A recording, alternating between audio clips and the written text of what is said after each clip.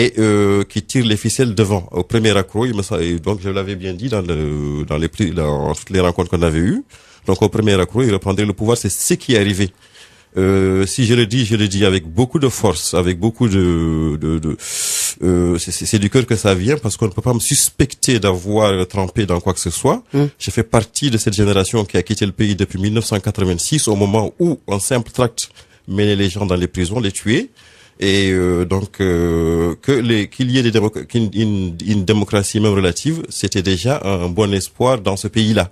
Qu'il soit stoppé parce que simplement un groupe de militaires n'est pas content par rapport à des mesures, qu'il fasse un coup d'État, je pense que c'est absurde et c'est à condamner par tout démocrate. Je pense que le principe de tout démocrate, quelle que soit la latitude, quel que soit le pays dans lequel il vit, un coup d'État par rapport à un président élu par une majorité de la population, c'est de condamner ce coup d'État-là et de demander retour à la légalité constitutionnelle. Merci, Monsieur Siriba. Omar Ould en disant que je fais partie des gens qui n'ont pas voté pour Sidi, mais en tant que démocrate, je pense qu'il faut quand même condamner le coup d'État et demander retour à la légalité constitutionnelle. C'est pour ça que j'ai dit que Charles a parfaitement raison dans sa réflexion. C'est Monsieur Omar Ould Dédé qui a été interpellé par la question de Charles. Oui. Monsieur Harouna. Pardon, Monsieur Harouna. Oui. Monsieur Charles a effectivement posé une question pertinente. En cela que, dans les principes, effectivement, il est très difficile d'accepter l'idée qu'un coup d'État puisse se faire dans un pays où une élection s'est passée dans des conditions saluées par toute la communauté internationale. Mais ce qui s'est passé en Mauritanie est assez particulier, parce qu'il faudrait que les gens fassent attention et qu'ils fassent la différence entre une bonne élection et la démocratie.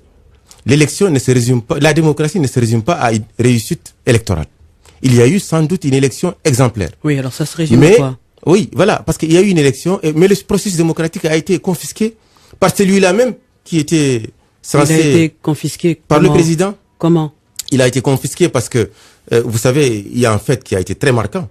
C'est qu'à un moment donné, le Parlement a été bâillonné. Le président a empêché le Parlement de siéger. Il a empêché le Parlement de se saisir d'un certain nombre de questions essentielles. Quelles questions? Par exemple, il a été question, à un moment donné, lorsque on a vu tous la situation du pays qui était très très mal gouvernée, la dérive de la corruption, la dérive du népotisme, les sénateurs ont décidé, conformément à leur mandat, de créer une commission d'enquête sur une fondation qu'on appelait la fondation Khatou, qui était la fondation de la première dame.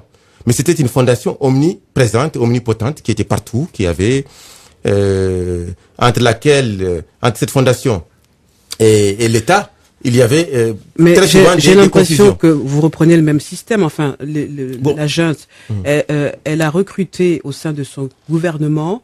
En tout cas, la majorité des ministres appartient à la mouvance qui soutient le coup d'État. Donc, ça va revenir eux-mêmes. Mais d'abord, c'est logique. C'est logique. Oui, le premier élément est très simple. Le gouvernement n'est pas un rassemblement d'opposants. C'est des gens qui s'entendent sur un minimum de choses, sur un programme à conduire.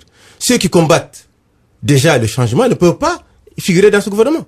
Seuls ceux qui avaient soutenu le changement, et je pense aussi que le Haut Conseil a été très ouvert, il est resté pendant presque 3 semaines en concertation avec les différentes forces politiques afin de rassembler le maximum possible de sensibilité au sein de ce rassemblement. Pourvu, bien sûr, que l'adhésion soit un tout petit peu acquise quant à l'objectif de ce changement.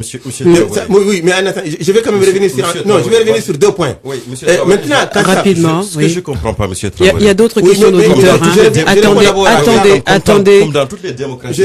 Monsieur Siriba, s'il vous plaît, attendez. Monsieur Siriba, s'il vous plaît, c'est moi qui distribue la parole, si vous permettez. D'autant qu'il y a beaucoup d'auditeurs qui veulent s'exprimer. Et Monsieur Diawara, ça ne s'est pas encore exprimé sur... lui aussi, il est pour le coup d'État. Il faut quand même un minimum de discipline. Oui, alors, j'essaie de l'instaurer, justement, cette discipline. Alors, j'aimerais vous entendre, vous êtes pour le coup d'État, vous aussi? Tout à fait. Je suis pour les coups d'État parce que il faudrait qu'on essaie de faire les discernements entre les époques. J'entends ici mes contradicteurs s'aventurer dans des comparaisons entre l'ère Taya et ce que nous vivons actuellement. Or, c'est 2 situations qui n'ont absolument rien à voir. Il y a une époque, certes, dans laquelle on a connu des